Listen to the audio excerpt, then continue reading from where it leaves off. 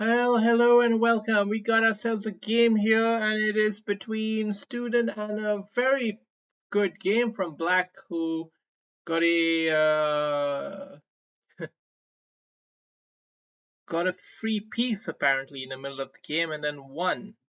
So let's just see what happened here. Stellar opening, good middle game, and then gave away a piece or something. Let's check it out. Regular opening stuff, polished play for the most part. Wow! What a move! What a move! I like when I don't see it and student sees it before me. I like that. I like that. This is top-notch play so far. This is really top-notch chess at this point. But this is the tough part of the game. How do you handle this? And now I know student has a tendency to play a move like this here. Okay, which is just falling into black's hands. But student's got to play this move instead. This is the right way to blunt the bishop. Um, He also has to see that his success hinges upon his ability to somehow secure this pawn as well as this pawn. This is the game that's going on here. So you've got to come up with a plan, and I think if you go seeing here, it's interesting. But what do you do after this? After this move, you've got to still. It's not so straightforward.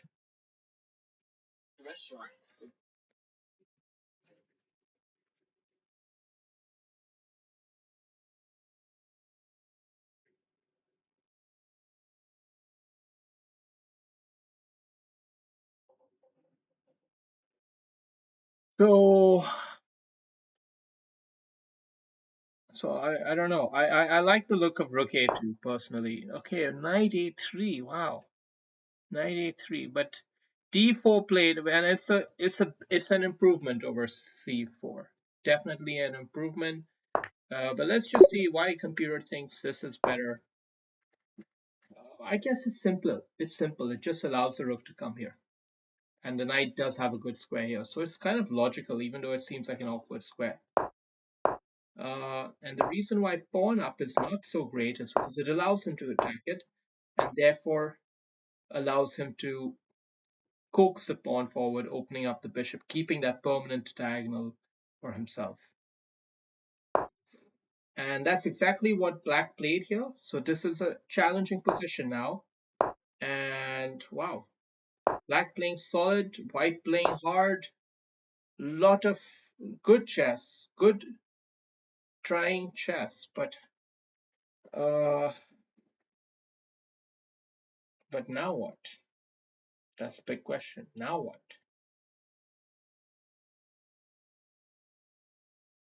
And it seems like you're going to have to give up something. When you've got to give up something, what do you give up? I really don't know. But I'm leaning towards knight here, personally.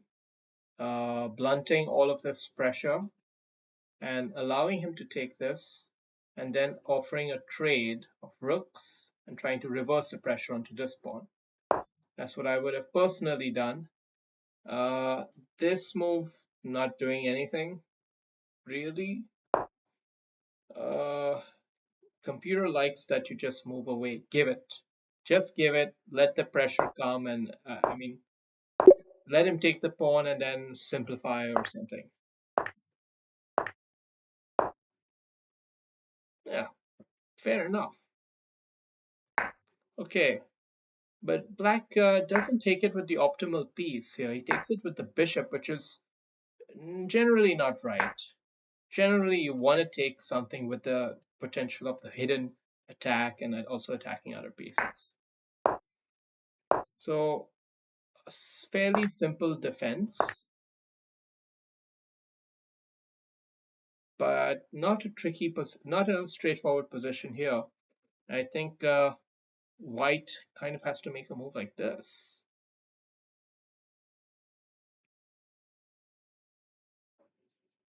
It's a weird position. This doesn't quite work, or can it work with the rook coming here, pinning the bishop, and then eventually knight hop there? Wow. So you actually can potentially play knight f3 here.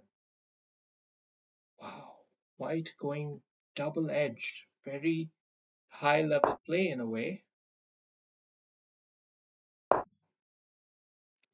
An understandable move, but this also possibly good to attack something light. So black really keeping the tension going, playing very professional as well. And this is just a little too much pressure now actually building up here. And it's all gonna fall apart, isn't it? Unfortunately, it's all looking like it's going to fall apart. But white is ready to hold on to at least these two buggers. It doesn't quite know how to play it, and it's not so straightforward. Not so straightforward at all. I don't think this is a bad shout,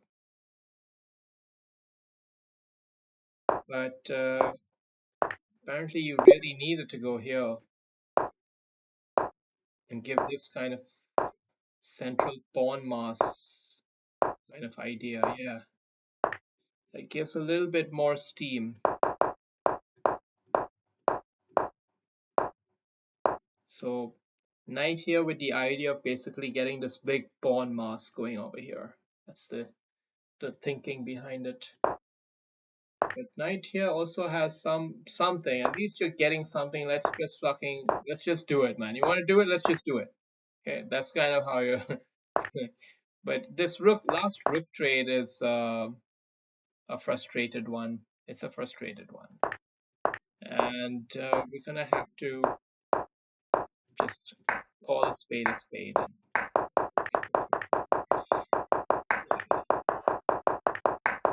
Always fighting till the end. That's my boy. All right, let's have a quick review. And see, the opening went stellar, tactics stellar, all great.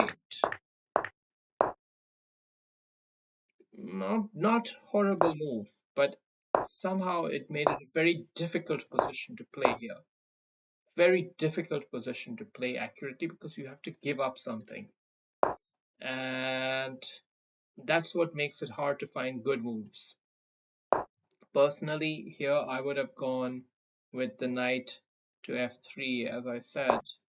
Let's see how that's not great either, but it allows rook capture. And then what if we play the rook back here right now?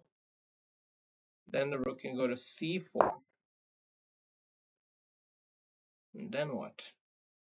Can't I capture this and allow him to take that? And try something that way? I guess you can still play this way, but and it's generally quite even, but still not an easy position. And white ultimately has to come back here with his rook to kind of hold the fort so that he can eventually release his knight. Not an easy position either which way. But here, what I was impressed with your ability to take the tactics on.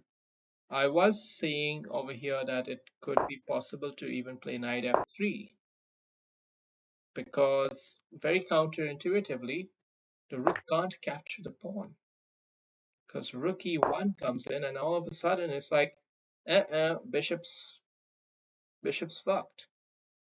You see? You see, right? Even if he tries to stop your knight from getting there, your knight can still get here. Although this isn't the optimal way to play it, because rook here. So then what's the optimal way to play it from this point?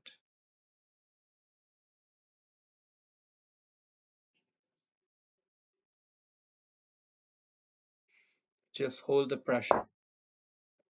Just hold the pressure and keep building up. That's the optimal way to play it because the pieces are frozen. Very interesting. Difficult one to spot. but that was the more pro idea, I would say.